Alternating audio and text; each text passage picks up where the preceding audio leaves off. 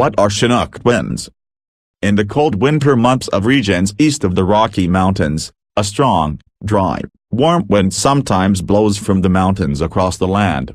These winds, known as Chinook winds, can bring quick temperature changes. Chinook winds are named for the Chinook Native Americans who lived in the coastal regions of Washington and Oregon near the Columbia River, according to Chinook Nation. Winds similar to Chinook occur all over the world and are known by several local names. In the European Alps, they are called fawn winds, wrote Tam McQuaid, a British scientist, in a 2001 article in the journal Weather.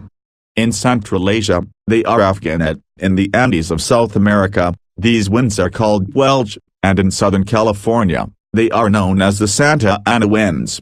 Rapid rise. Chinook winds develop when warm, moist air blows from the Pacific Ocean in the northwest region of North America toward the Rocky Mountain Range, according to Rocky Mountain National Park. The air mass cools as it climbs the mountains, bringing rain or snow to the peaks. The air mass, now dry after releasing its moisture in the mountains, warms as it moves down the eastern side of the mountains. The air mass warms rapidly, eventually becoming warmer and drier than the original air mass coming from over the Pacific Ocean. When the winds suddenly change direction toward the west or southwest, the Chinook winds begin with rapidly increasing speeds. Chinook winds can be as much as 50 degrees Fahrenheit, 10 degrees Celsius, warmer than the air they displace, according to Indiana Public Media's Moment of Science. Temperatures rise approximately 5.5 degrees Fahrenheit per every 1,000 feet the air mass descends down the mountain. The gusts can also reach up to 80 miles per hour, 128 kilometers per hour, as the winds come down the mountains and pass over the plains. When the warm, dry, fast-moving Chinook winds pass over snow-covered areas, the snow often vaporizes before it has a chance to melt, according to the U.S. Geological Survey.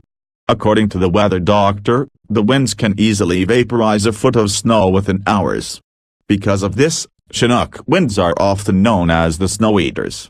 An extreme example of a Chinook wind was recorded in South Dakota in January 1943, according to Black Hills Weather. The recorded temperature at 7:30 a.m. was -4 F, -20 C, and when the Chinook winds began shortly after, the temperature increased 49 degrees Fahrenheit, 7 degrees Celsius, in just 2 minutes, and by 9 a.m., when the Chinooks died down, residents were experiencing 54 degree, 12 C, weather. When the winds died down, it took 27 minutes for the temperature to drop 58 degrees, back to where it was in the morning. Chinook wind mythology. There are several legends about the origins of the Chinook winds. In one story, recorded by L. A. Clark in Indian Legends of the Northern Rockies, Thunderbird punished the people who lived in her valley after a careless campfire destroyed all life there. She sent the cold northeast wind to drive the people from the valley. However, her daughters Crow, Magpie and Blue Jay went with the people, and Thunderbird became lonely. So she asked the northeast wind to leave, and invited the Chinook wind to warm the valley.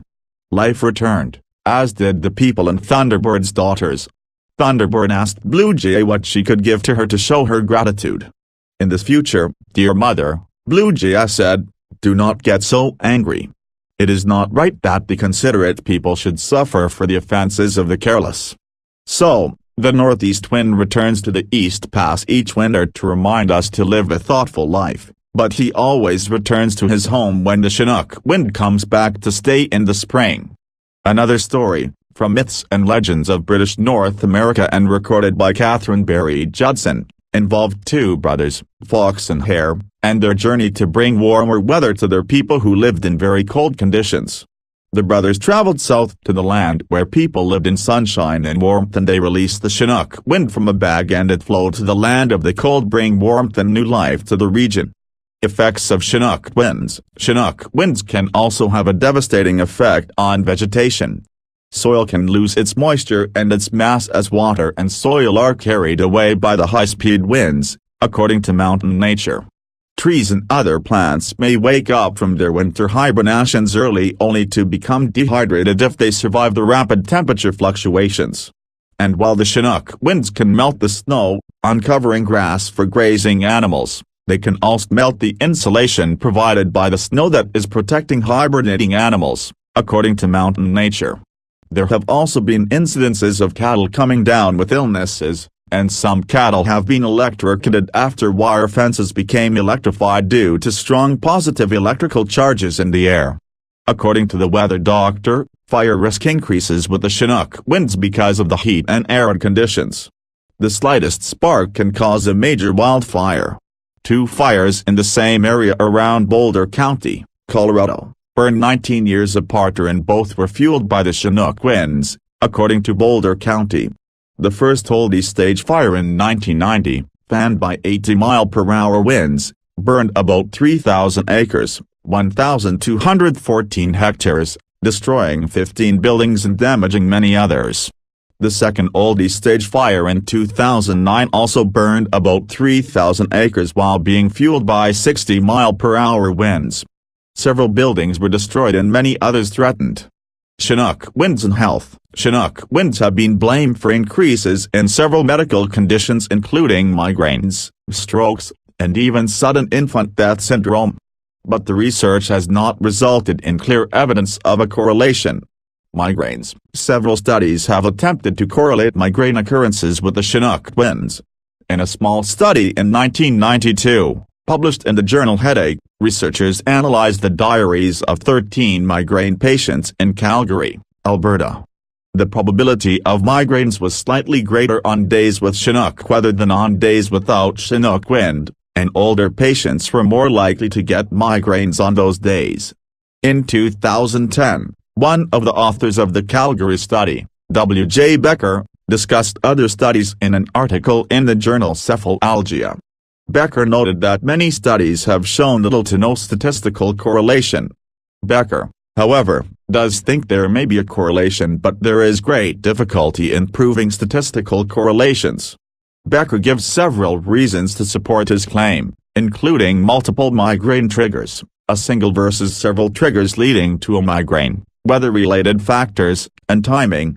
The author wrote that migraine patients should first and foremost be listened to and that more research into understanding the various factors that could lead to migraines needs to occur. Strokes. Several research teams have studied the relationships between strokes and the Chinook winds. One such study, by Canadian neurologists Thalia Field and Michael Hill, published in the journal Stroke in 2002, recorded data such as hourly wind, temperatures, humidity and barometric pressure over a 5-year period and compared it to the number and types of strokes that occurred in Calgary. Although the authors didn't find a correlation between the number and type of strokes and the Chinook winds, they do discuss potential reasons that could affect the data, including other factors such as cigarette smoking, climate-controlled homes during cold winter months, people who did have a stroke that didn't go to the hospital or went to a different one, and the exact time of the onset of the stroke not being readily available to the authors. There were also potential biases due to negative studies not being published, according to the authors. Sudden infant death syndrome, a study published in 1999 by Macy, Schluter, and Ford, pediatric doctors and researchers from New Zealand, NBMJ, focused their research on sudden infant death syndrome, SIDS, and the fawn winds in New Zealand. They relate their research to various places that experience similar wind phenomena around the world, such as the Chinook winds across the United States and Canada. The researchers looked at a 22-year period in which there were 646 known cases of SIDS in Christchurch. The authors concluded while there is evidence that SIDS may be connected to several environmental factors, the fawn winds did not appear to be an additional cause.